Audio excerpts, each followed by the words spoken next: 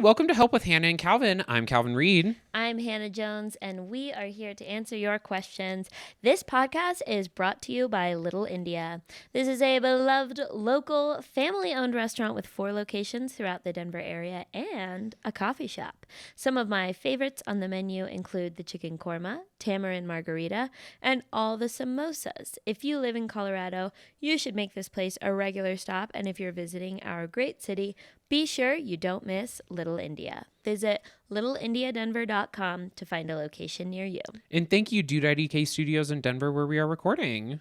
And if you would like to sponsor our podcast, we sure would love that. Feel free to get in contact with us absolutely anyway. We'll see your message. It'll be a priority. We'd love to have more sponsors for the pod. How have you been lately, Calvin? I'm okay. I'm trying to think. I'm not bad, which is good. Well, if you're like obsessed with binaries, I suppose. But... I am obsessed with binaries, unfortunately. So yeah, like I'm not bad. So, that's good. How about you? How are you? I've been really extremely very busy. I've had so many tasks to do involved with like moving. And then by the time I got done moving, in my mind, it was like, okay, when I get through the move, I will have like several weeks where I don't have to do anything. That's not true at all. When I got done with the move, now I am busy again with all the other stuff that I didn't schedule during the move. I'm going to kill myself. No, I'll be fine. I just like, when you have so many tasks and you are just like crushing it all day, you're being so productive. And then more tasks keep coming up. You like come up with 6 more and then someone will like text you and your thought process is like a friend, Yeah. Love to be texted by a friend. How lucky I am, in fact, to receive a memento from a friend. For most of history, we used to be like, ooh, mail, but in this very moment, I'm like, I'll slaughter the next person who texts me. Oh, I've been there 100% because it's like it almost becomes overwhelming with the list that you have because you're like all this has to get done, but I'm one person and I have one day. And then I feel like such a psycho because I have this thing where like a lot of times I'll tell my friends, I'll be like, this is such a good... Like, okay, if it's like a borderline work thing. So like the improv team that I coach, like one of them like had some thoughts about practice. And I was like, these are wonderful. Can you like email them to me? Because if they're in my email, then it'll be like, they just will get responded to, whereas texts will just get like piled on top of each other. And once I've read it, I don't realize that I needed to respond to it anymore. But then I feel like a psycho. Like, what am I, just like Miranda Priestley walking around like, sorry, could you send this to my email? Because I just get so many texts. I couldn't possibly keep up with them. I mean, no, because you're like nicer about it because there are Miranda Priestleys, but you're just like, I'm really busy. Like, I'm so, like, I don't know. Like, it just comes off different when I feel like you do it than when other people do it. Thank you so much. What a relief. Like, I don't know. Like, I don't know. I feel that's the vibe that I've gotten. Because I've, like, we all text a lot of people. And I've texted you before. I've texted you about work things, in quotes. I've texted other people about work things in quotes. And like they could be in equal levels of busy and you'll respond. And then that person just might not. And I'm like, okay. Like at least you'll respond being like, I'm busy. But some people just don't respond. Yeah. So that's always better. I try to respond the vast majority of the time. I don't respond to every text message I get. Ooh. Whoops. Well, it weighs on you if you don't respond. I feel like there's a little tiny pile of rocks that are invisible that are sitting on my back, and all of those rocks are just like text messages that I vaguely remember getting but haven't responded to yet. Like one of them's like a friend like, hey, want to get coffee? And you're just like, someone wants to get coffee with me, but I don't know who. Like, just like that kind of a wait. I'm good about if someone wants to schedule something, I'm like, I can look at a calendar right now. Oh, okay. Easy peasy. I can I don't look at a calendar while I'm driving, you guys. Like, it is not intrusive to look at a calendar, but sometimes it's like something like more higher level, like complex with multiple moving parts, or like an actual like thing they need an emotional response for. And like some time. Yeah. Yeah. Yeah, I have a friend group that we just unleash on the poor group chat every day. Like probably a couple hundred messages a day through the group chat. Like it's a lot. And so every once in a while those will weigh I on don't me. miss my 20s at all.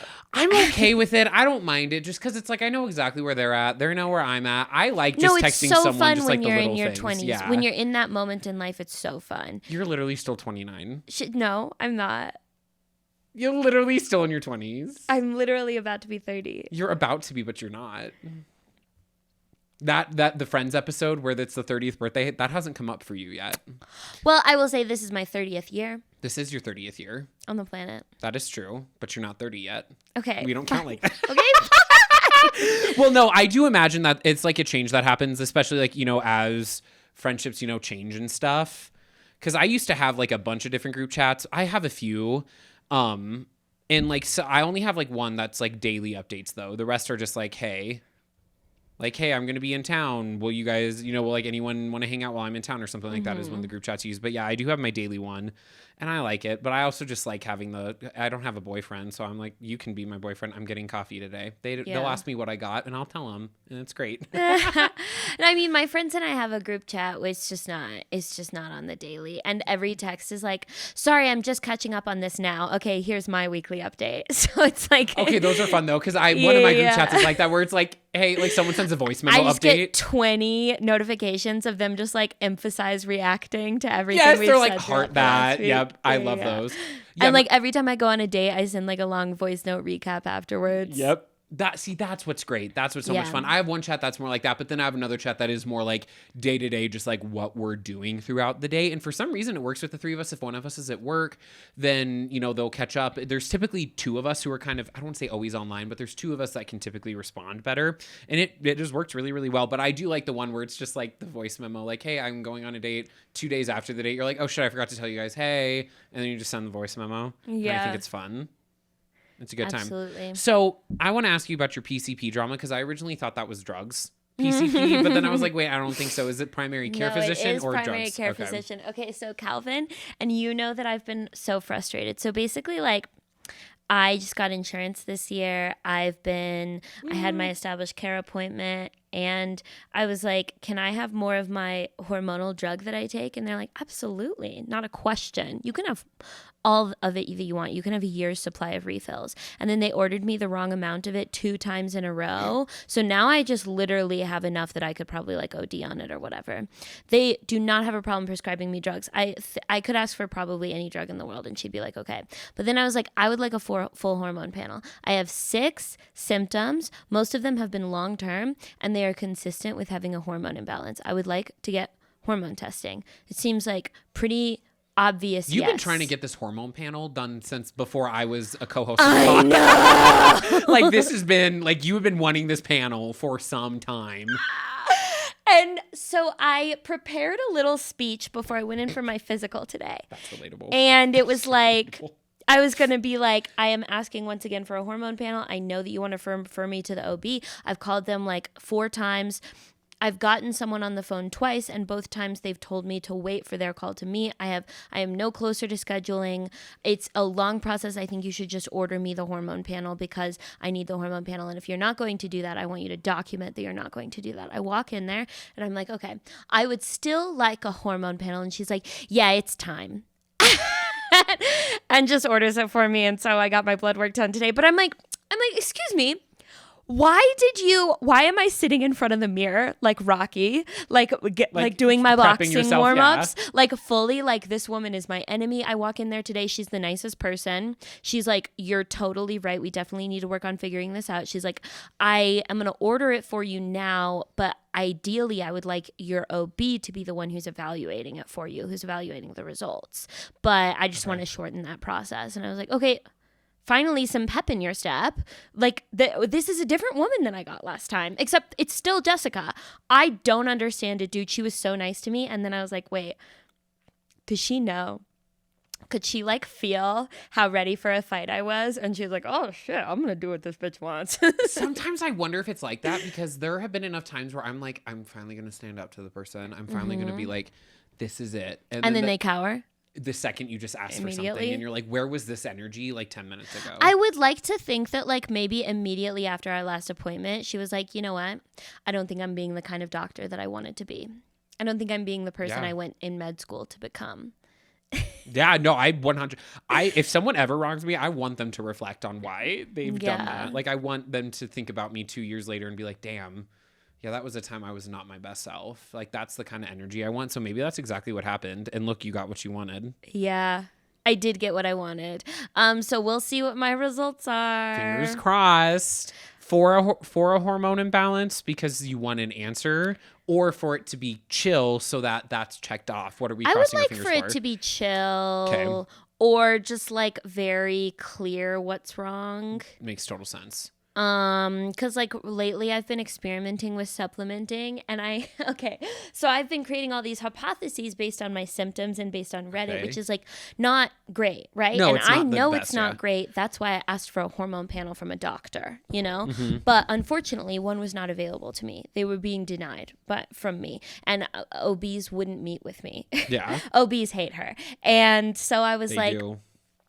okay, I guess all that I have, my ability, I started supplementing. Well, first of all, I got like 3 periods within 6 weeks. Holy shit. Yeah, weird. Especially because I've had a super long cycle my entire life. Like I'll have like 40-day cycles, which is like too long to be normal. That is a long. But even when I'm at my most regular, it'll be a 35-day cycle, which is like the high end of the window of normal. Yeah. Yeah, so it's not even close to monthly. Isn't it 28 to 35 days? Or Yeah. something like that? Yeah. And so I had like 3 14-day cycles in a row. And then I took this because I was like looking.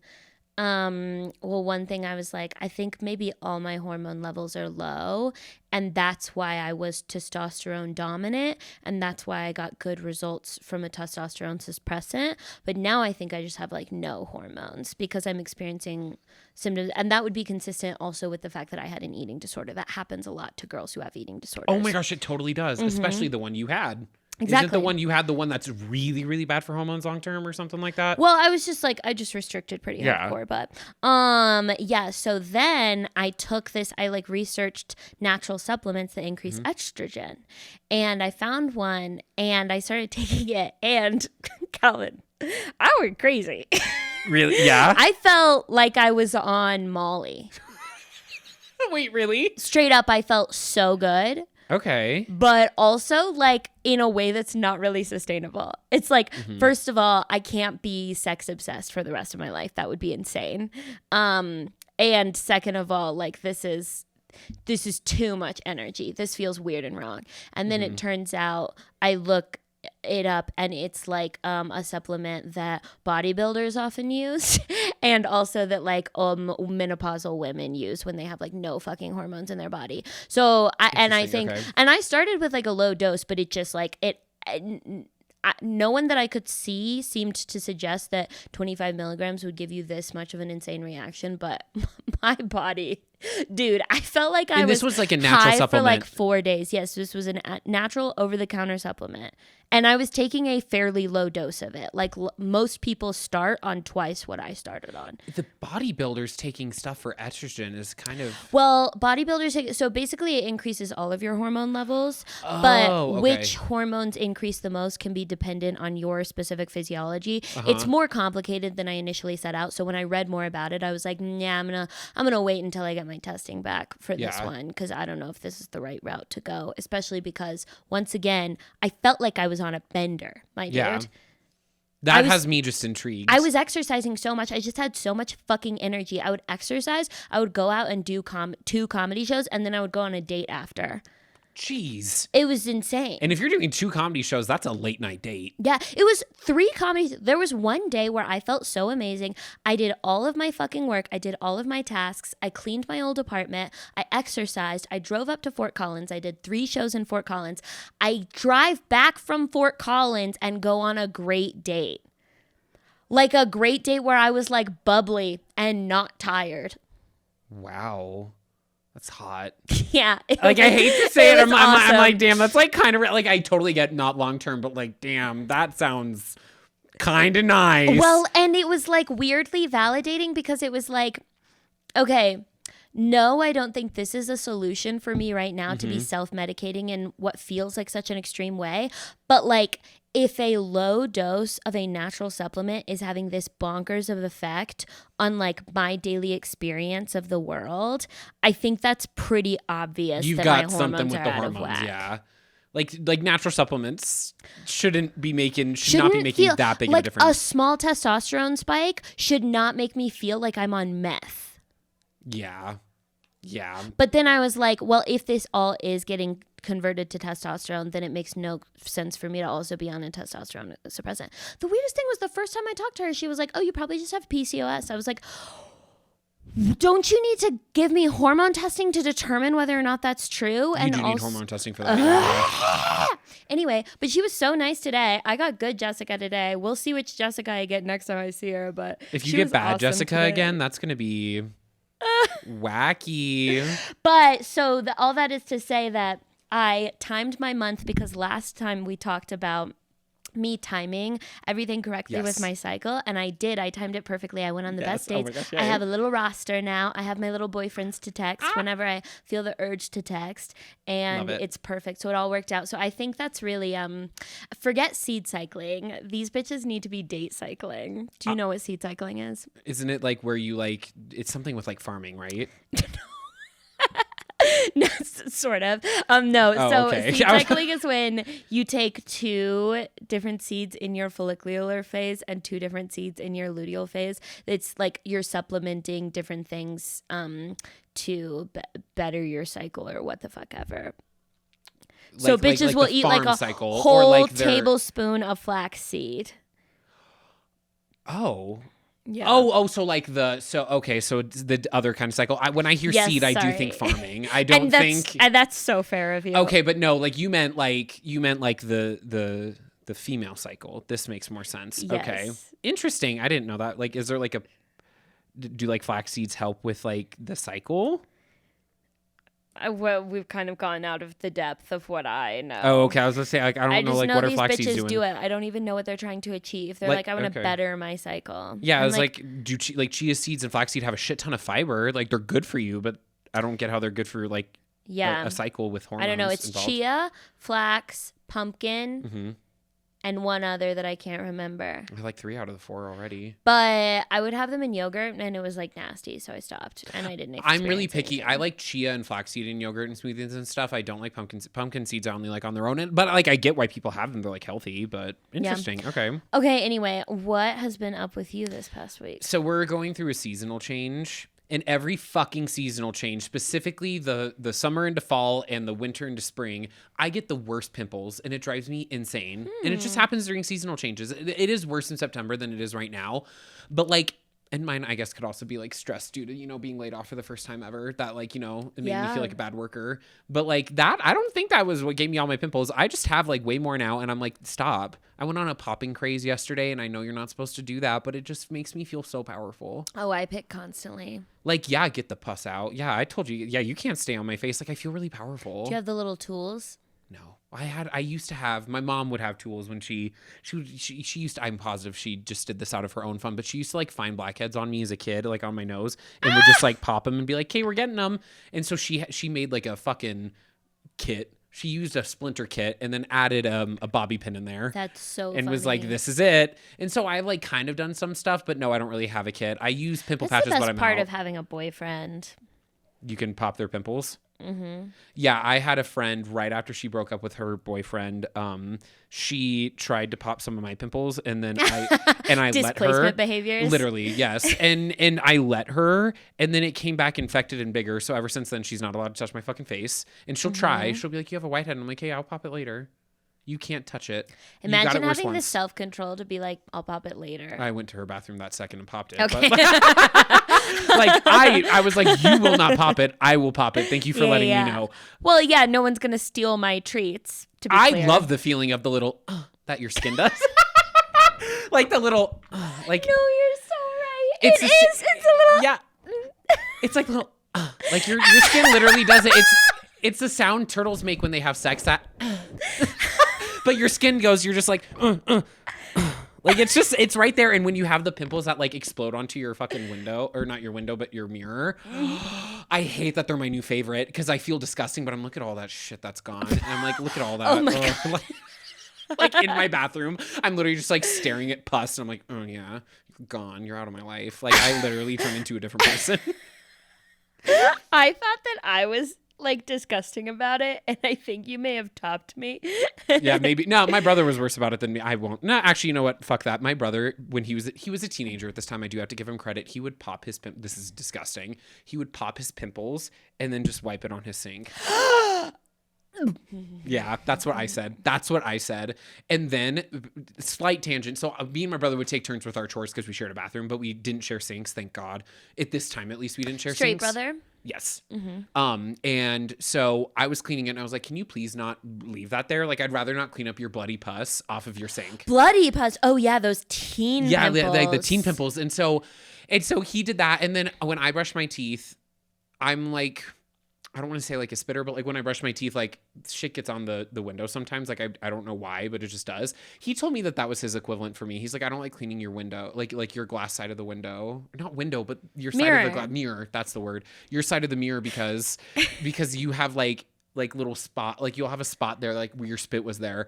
I don't feel like that's an equivalent to bloody pus personally. I just don't think that was an equivalent, but we had a fight about that is kids.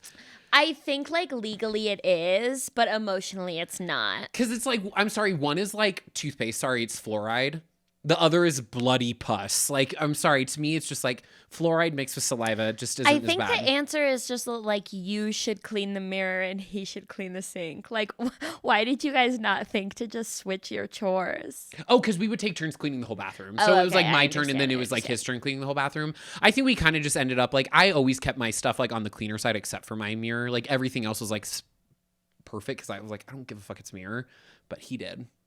Anyway, sorry, tangent with that. But Billie Eilish released a new album that is so good. I haven't listened to it Oh, yet. Hannah. I need to.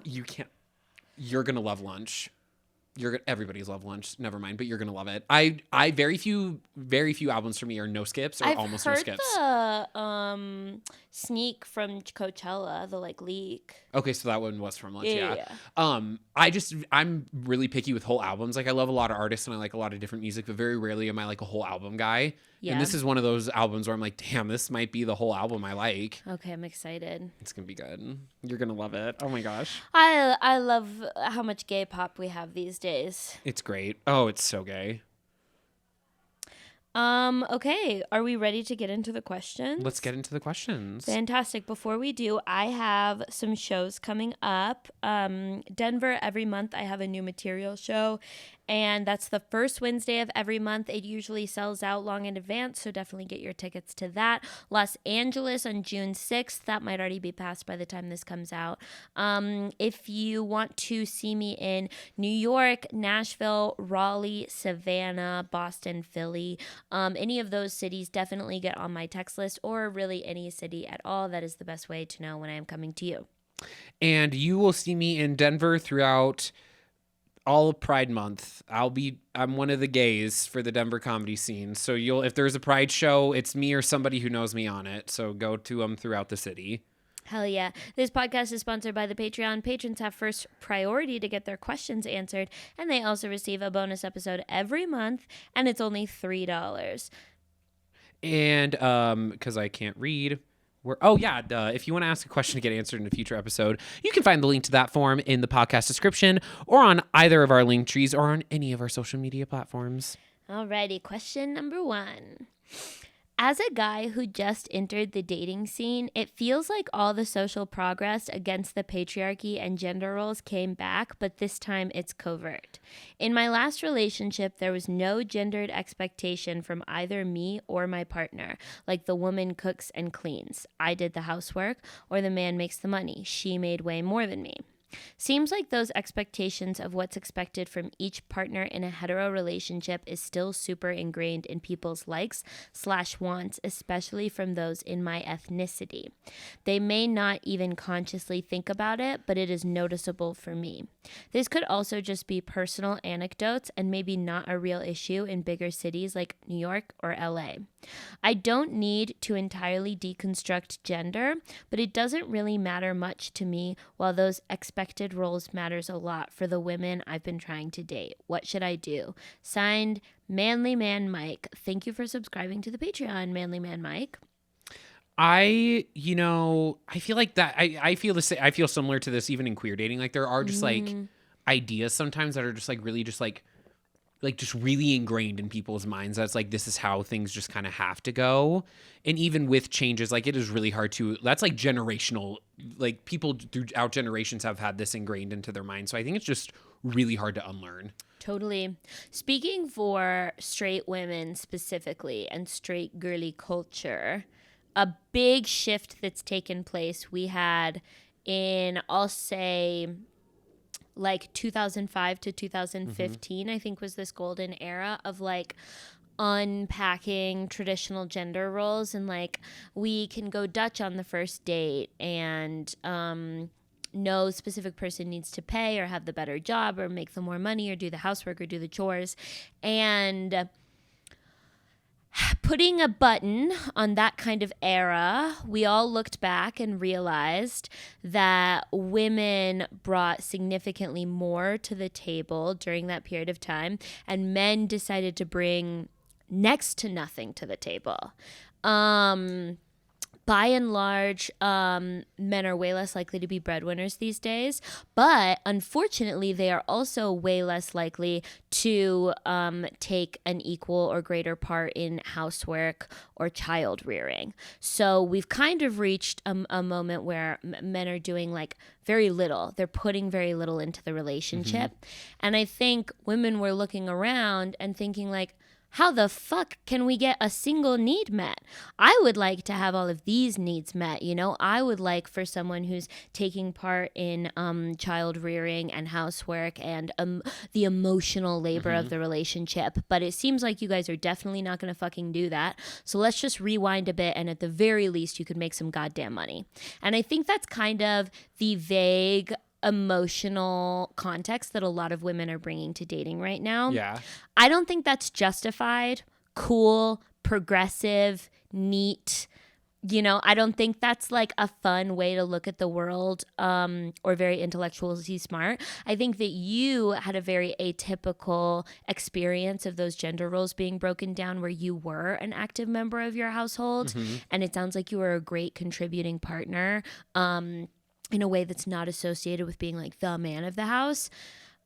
But I think that a lot of women are just like really eager to find someone who will bring anything to the relationship, and are being faced with a dating climate where men by and large refuse to, bring anything to the table. Yeah. And especially when you're just getting to know someone, you really won't know like what they're going to do like house chores wise, like but you know how much money they make, like, or you'll kind of have an idea of like what their financial situation is right from the get-go. So that's also just kind of the getting to know you part of it, which does just kind of suck. Like, you don't know how people like maintain a house until you're like dating them already, because that's not really something that gets brought up in dates. Like, you might know if they're clean or not, but you don't know like chores and all that kind of stuff. Things you do know are like money from the get-go and that kind of stuff. So I guess I can see why, at least like it's really, it's a lot easier to break down gender norms when you're like with someone that you know.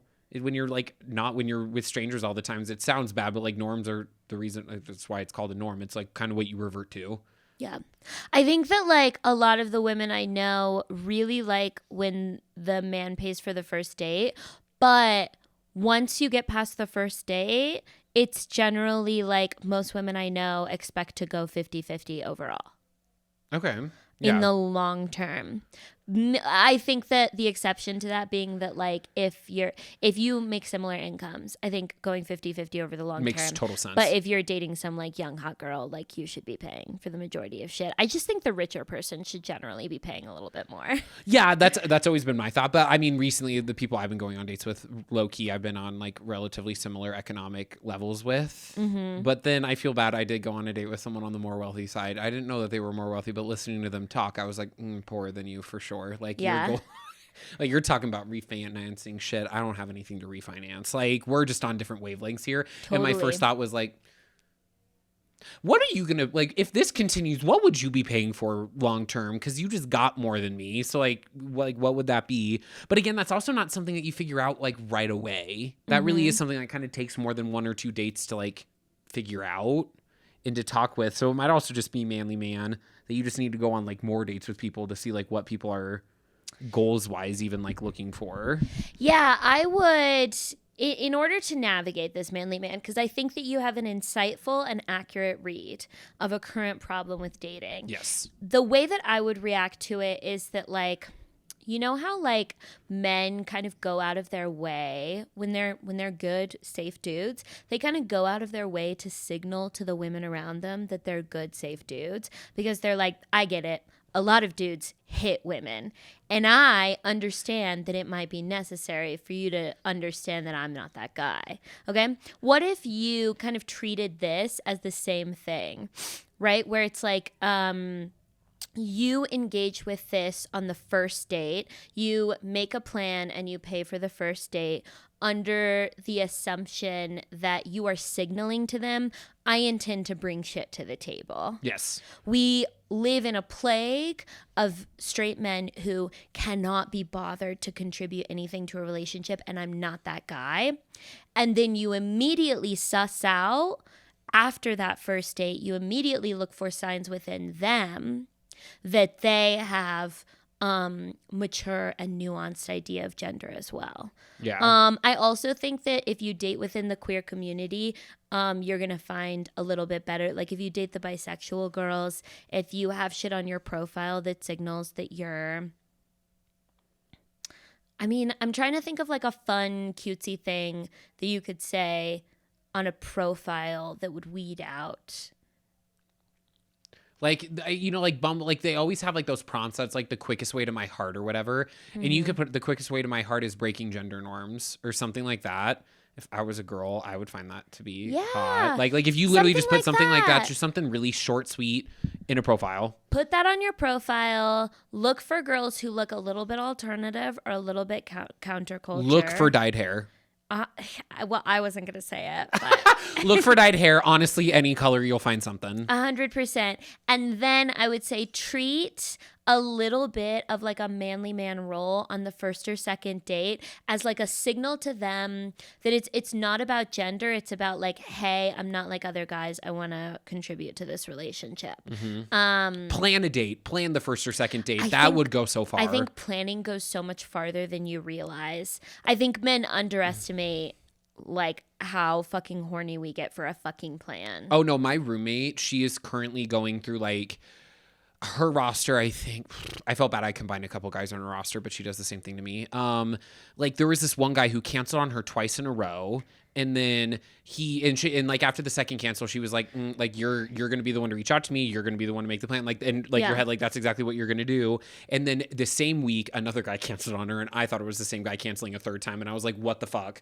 Different guy. He only canceled once, and he's already been more active about like, hey, this is exactly, you know, like this is more of why I canceled. I wasn't feeling good. I thought I had COVID, but the next day I actually am feeling better. So let's like, you know, think of something or whatever. He was going to make her brunch. He like sent that he made brunch, and he was like, this is what I want to make you and stuff like that. Like he was just showing more inclination towards like, I want this. Like it was just small stuff. It wasn't anything huge. And he was like, I want to make you brunch. And like that was just a date. And that, but he planned that. It was his idea. Cute. And she was more excited for him planning that than she was for like any other date that she would have had to plan, because it was like, ooh, that's fun. It's different. Like literally a little bit of planning at the beginning will go so far. Yeah. There's just like, there's this level of, for women to meet the basic societal expectations of dating, we have to go so much further beyond in just like our grooming. Like to look like you're going on a date for a woman, you have to go through like maybe 2 hours of grooming, you know? Like if I show up on a date with this hair, that's like kind of unacceptable unless it's like a dive bar date after a comedy show. But if I went on like a date with this hair, it'd be like, no, you'd expect like a blowout. right? Like I you'd think expect. your hair looks cute right now. Okay, thank you so much, Calvin. But like, be fucking for real with me. Like, I really don't. I'm also maybe not the right. I think it looks fine. no, there are like general grooming conventions. There are though. That is true. Like you're That expected like to I prep wouldn't for a date. show up in this outfit. I wouldn't show up in this hair. We invest such a higher level of grooming, and that is generally like why we like that because men show up in generally the most normal outfit, fucking forever, and truly that's what we want. Don't get creative for the first time right before our date, Yeah. And so just like the idea that you had to like think for 10 minutes about where would be a good place to go and maybe make a reservation and, you know, pay for a couple drinks, $30. Because again, you don't need to have a dinner date be the first date. No, at you all. don't. Yeah, You yeah. pay for the coffee if it's a coffee date Go instead of a drink to date. if she seems like she's like a nice girl, go to like a fucking like cocktail bar, but that's as expensive as it really needs to be for the first date. Yeah, you don't need to go anywhere But crazy. that story about your friend like really reminds me. I was a guest on a podcast this past week, and he was like, "What's your like biggest dating hot take?" And I was like, "Ghosting is good communication. It is the fastest and quickest way to tell someone that you are not interested. It's extremely effective. I can't think of anything more clear than not receiving a message." Yeah. And I realized that it's like, I think it's because I'm so secure. And I basically like went back through my messages and I realized that I got ghosted by this guy. It never even registered to me as ghosting because I sent my response and then literally didn't think about him again. I was talking to other people. So it never occurred to me that he didn't respond. Yeah. But it was like that, where it was like, if a guy cancels on me and then he's not texting me, he doesn't register as a member of the roster. I'm not comparing other people to him. It's like a zero-sum game, you know? Yeah. And I think that like that's more of like a healthy self-esteem thing. That is, yeah. That is where, yeah, because ghosting to me is like my biggest pet peeve in dating. Totally. But yeah, we really are opposites when it comes to like looking at dating. It's quite interesting. Yeah, because I can't say it, but I do understand because it is quite, especially if you're the ghoster, it's super effective. You're bye. Like, yeah, And like I you want to don't be gotta clear, worry I about that. don't do it anymore, obviously, because Yeah. I've heard that everyone hates it. Yeah, I know. Whenever you say that's your hot take, I'm always like, yeah, I forget that's like Hannah's hot take with it, because it's just so different than my personal thought process with it. Because I just hate ghosting so much, but I'm like such an over communicator. I'm like, but I also like, I don't know. I'm also an overthinker because my self-esteem isn't the highest. So I won't take ghosting as what it is. Like I won't take it at the face value. I will like overthink it. And like, think it's like a me thing But when it's it's about not. like what data points are sticking in your head, where it's like, I just like truly not a thought entered my brain about that guy. I Yeah. was thinking about all the people that I was currently having like a back and forth with. Which Like, is a good way to those were look the at data it. points that mattered to me. And that I think that's a good way to look at it, because then it does make, like something ghosting, it doesn't matter, because it's like you're only focusing on the people that are giving like you stuff. And I've done that with certain people I've dated. Like there are some people who are just like, the second they're kind of inconsistent with me texting once, I'm like, cool, great. Like you are not going to be in my head a lot until Yeah. I see a reason for it to happen. And that has helped me with dating. Which I have taken on. It's very recent, actually. Like one of the most recent people I ever dated, horrible texter, and I just kind of got used to it. And I'm like, maybe you ghosted me, but I don't really care. Like I'm not checking. Like I'm not like, Yeah. okay, it's like whatever. I have other people to talk to instead. And that is a nicer way to do it. It makes you water off a duck's back. Yeah. Stunning. Okay, next question. Hey, I'm a broke bitch in Denver. Favorite cheap dates in the city? No hiking, please. Also, no, you shouldn't be dating until you're stable, please. Not my fault for being attractive and poor. Signed, Destitute Dummy. Thanks for subscribing to the Patreon, Destitute Dummy. That's relatable. Hiking is not a fun date, but it's so much fun to do on your own. Yeah, it's not a fun date at all. Picnics. Picnics are great. I'm a huge fan, and this is very weather determined, but I'm a fucking huge fan of like a cheap drink, like a coffee or just like a drink that you can kind of take portably, and then you walk around.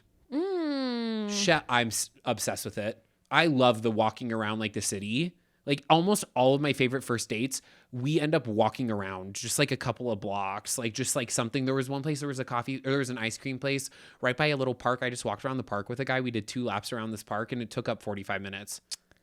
I never.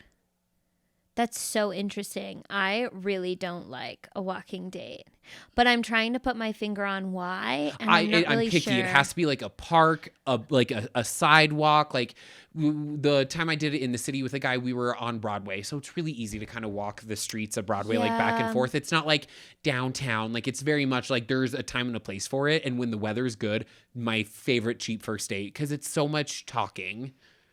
Yeah, it feels like in my mind, I'm like, it's hard to like look at someone the right amount. Yes, that makes sense. Well, we talk during the drink initially, so you kind of get that face to face, Okay. and then As a from second there, location, I think a walk is great. Once you've Yeah. established like being comfortable with someone, I think like showing up and immediately walking would be like so stressful. I don't know if this is like a fucking autistic thing, but like no, I've never just walked. or I've like always gotten people say biking dates, and I'm like, Absolutely never not. in a Nope. million years. Yeah, no, none of those things. Yeah, every time I've done walking, we've like gotten ice cream and we had a face to face for like 20, 30 minutes at least. And then we did that. Like we finished our ice cream or we had our coffee. We had it for a solid chunk of time. We had our, if we had alcoholic drinks, we finished our drinks and then we did the walk. Like there's always been the initial, but it helps prevent, like, let's say you're getting drinks, it helps prevent you from getting 2 or 3 drinks, which is cheaper. So true. Like it's always cheaper. No one ever gets 2 coffees. If you are, you're a psychopath. What the hell is that? Like 2 lattes? Ew, that's gross. Like why are you spending $20 at the coffee shop and getting no food? Like that's weird for me. No one ever does that. So if you get like the one coffee, you talk for a little bit halfway through your coffees, you walk around for a little. Like I said, it is Yeah. obviously weather determined, but I love So those. a walk is a great way to make a drink or a coffee date cheaper Mm-hmm. than it would maybe be. I suggest a picnic for sure. Super cute. I A picnic in a park is also just like you get the face to face. It's open. I'm just not a picnic guy because food always like bugs always get on my food whenever I picnic. this is a second or third date situation, but I love a let's drive to Lookout Mountain moment That's a great one. with some like snacks and bubbly in the back. That's super cute. That's a great one. If you hate this person and you don't ever want to see them again, take them to an open mic. They're always free, and you will be offended and you'll want to leave. And you'll never see them again. But those are free. That is like actually a way to like do something. Karaoke is usually like a dive bar situation, so it can be cheap if you drink cheap drinks. Yeah. But I mean, those are hard because it's like you're watching something, like you're watching people do karaoke. Is that more of like a second or third date? Is that? and ideally, like when you're watching karaoke, I don't know, it's just like hard to vibe out how someone else responds to karaoke because it's like, are we gonna like make fun of them? Because like I feel like when I'm like with my friends, it's like we have the appropriate amount of self-awareness for karaoke, but like Yeah.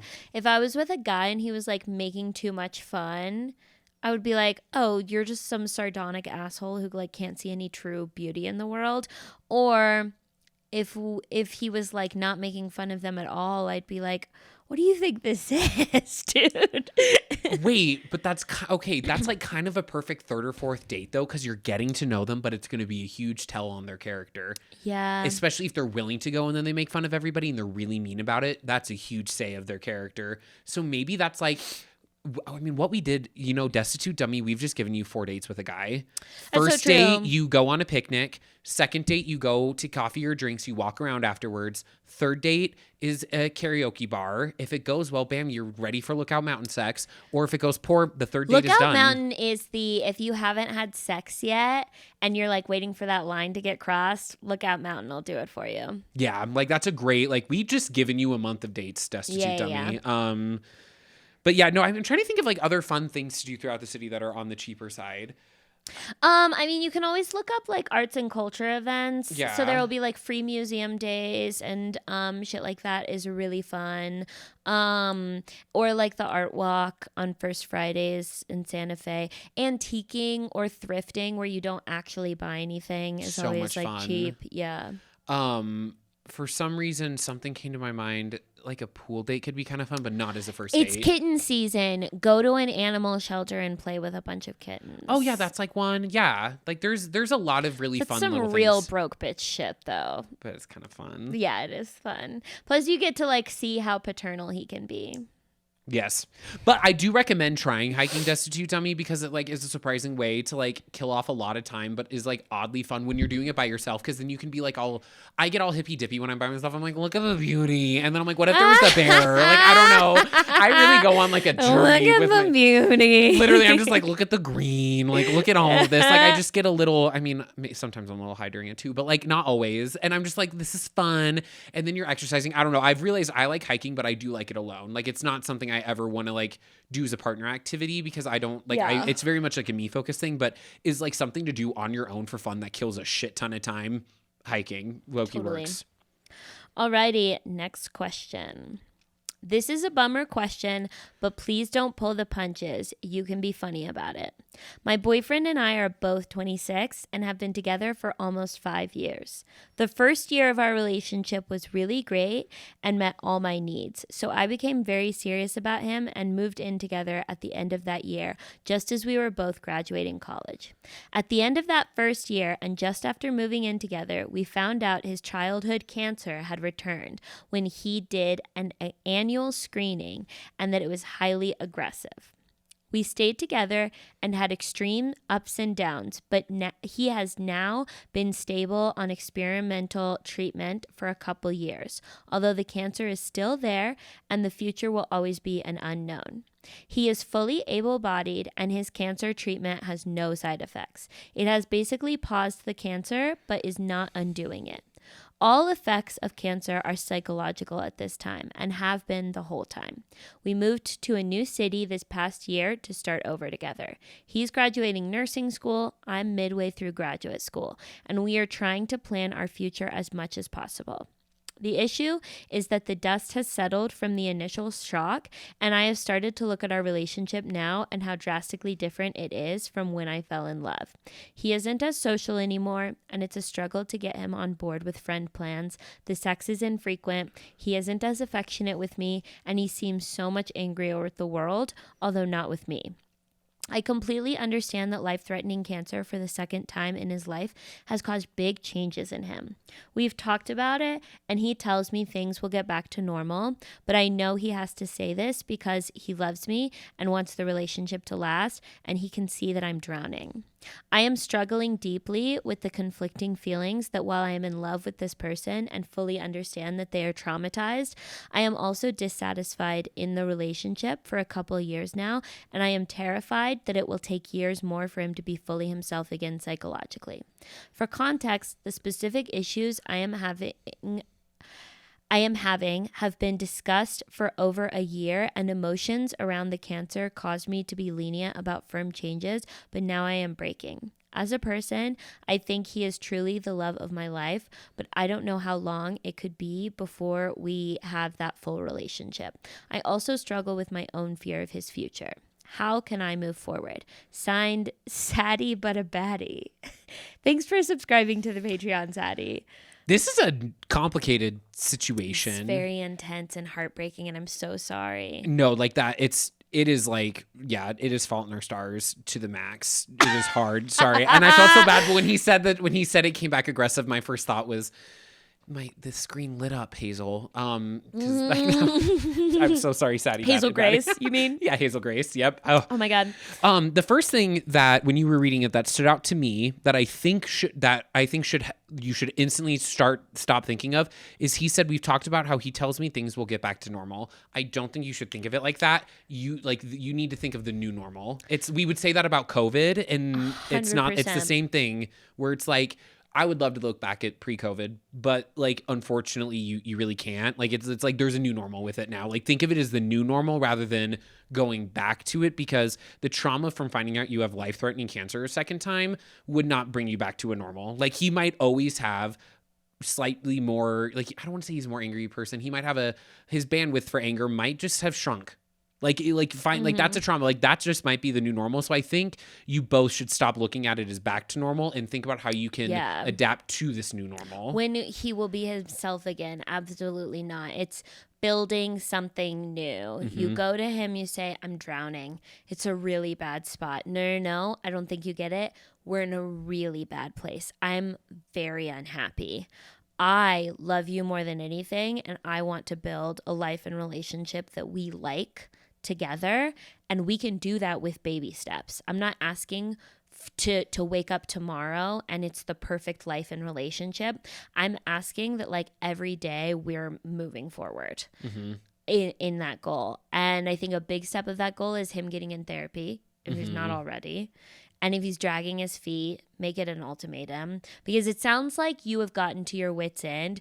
And when you are at your wit's end, the real struggle, and I experienced this in my last relationship, is that by and large, a lot of straight men will be like, there's no warning. You just suddenly left. That's crazy. And it's like, they truly like, you're going to avoid the language of like this or we break up for like months and months and months, because you're like, I don't want to like threaten him. Yeah. But what's going to ultimately happen is that he's just not taking you seriously. And so you have to sit him down and say like, if we can't build a life that we like together, where you are happy and able to have like friends and we're able to have sex and stuff like that, then the relationship ends. You have to like spell it out for him. It's not threatening, but like truly they're such dum-dums. Yeah. I mean, and it looks like you've talked to him about it a couple of times already. And I do agree with you being lenient about things, because emotions around, I mean, cancer's cancer. So like, I think it's smart that you were lenient around the times you were lenient. Might not be great now, but I do think that was probably the right thing to do in the time, because it's good to adapt to things, because cancer is kind of a Well, I think leniency is kind of the wrong word, because it's not about you like disciplining him. Yeah, it's not about leniency. like, it's like your boundaries are your boundaries shift because you know you're in a different Yeah. situation than what is the norm. it's like, how can I support you Yeah. to create a life that we like? Because he can't live this way forever. And I don't know, that last sentence was like really beautiful. Like, as a person, I really think you're the love of my life, but I'm like drowning. Drowning is kind of the perfect word for where you're at. Like, like you were swimming, then you were treading, and you went from treading to drowning. Like that is it's definitely like I can picture kind of the journey of that with a relationship. And I think that's easy to paint a picture of, especially because straight boys are dum-dums. So yeah, that's just like hard though. Like that's just a tough thing to go through in a relationship. You're definitely going through like a tough phase. But I think that you are letting yourself get too far past your wits end without making it firm and clear to him exactly what the consequences are. And you might end up in a spot that's like very common, where you are past the point of no return. Like you are just out the fucking door, and he never saw that coming. So I would say sooner rather than later, preemptively say, I am getting to the very last dregs of my like barrel of support. And like we have to figure out a different way of operating for us. Yeah. Like you got have it. to, and by have to I mean or we break up. That's the alternative. And if you're not in therapy, I think you probably should be. I imagine Totally. being a partner to somebody going through cancer also puts something on your own, because you're also probably not ever, like there's probably like times you're not able to talk about your own feelings because the cancer probably overrides your own feelings, which is something that, you know, it is cancer. But like if you're in therapy, you're able to talk about it for yourself, and like you can give yourself that space to like heal and that kind of stuff. Because some of this wording also kind of sounds like there was another thing of wording that I like, that when you talked about it, I was like, well, I'll see if I can find it in here. Because it's you're talking about how it's like it's like him not being himself again psychologically, which tells me it's probably like a brain tumor, which those are also just like fucking nasty on their own. Like those are just really? My yeah. read was more about like the anger that it had brought out in him. Oh, see, I was thinking like brain tumor, and it like literally affects you like. That he seemed like really depressed and angry. Yeah, and but just, like, not himself yeah, you're right. The forward. trauma of finding out all that kind of stuff would also make you really depressed. Because she said that all of his cancer effects are psychological at this time and not like physical. So that just instantly made me think like brain tumor, and it was just like affecting like only your psychological. But that's a completely different new normal, because your brain chemistry might have changed with like a brain tumor. It's like what happens. But if this is something more where it's like he just got super depressed and angry because of the cancer, then therapy is instant. Like that would be, he will be like, if he's able to talk about it, because also there are therapists that specialize in like medical anxiety and like medical trauma healing and that kind of stuff, because the medical stuff really does hit you differently, and it's something that only you can ever fully understand, because it's like you're the one getting diagnosed with stuff. Like the people around you get hurt in a different way if you get diagnosed with cancer, but you as the person getting diagnosed with cancer are going to be hurt the most and in a really deep way that you kind of need your own help for. So kind of recognizing that he might just have to heal himself, and that might just like that takes a shit ton of time, and it might not be time that like you have. I don't want you to feel like you're being Anna Kendrick in the movie 50-50, because I'm positive she's seen this movie. Yeah. Like you're not being Anna Kendrick from 50-50. Well, and I would say that like specifically you're not, because when he got the diagnosis and pursued the treatment and everything was changing, you did not leave. Yeah. And you did not put a remarkable amount of pressure on him to be perfect during that period. But now we have reached a whole different phase of the relationship where he is completely stabilized. He is pursuing treatment that is essentially, in your words, put the cancer on pause, and the only effects are psychological. So it is definitely time to say, okay, what's next? Is it weird that my first thought is like, go to his parents? Like if he's close with his parents and has a good relationship with his parents. And if you've been dating for 5 years, like I have friends that dated their significant others for 5 years and then they would, feel more comfortable talking to the parents. Seeing like, because they helped him when he was a kid, right? And they were probably a big support system. And if you were with him, this whole time, I'm positive you kind of get some sort of trauma bond with that. I think that would be smart. Yeah. Especially because you care so much. Like this is obviously coming from such a place of like care and love and that kind of thing. And also, this is actually what stood out to me. Now that I remember, you're talking about the future a lot. I think the future is kind of always unknown.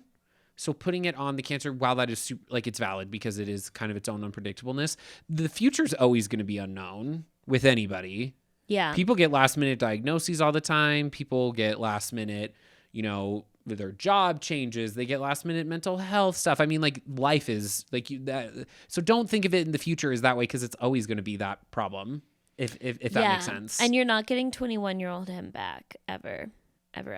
No, 21-year-old him is dead. It is. Unfortunately, he is dead. And 26-year-old him is this person.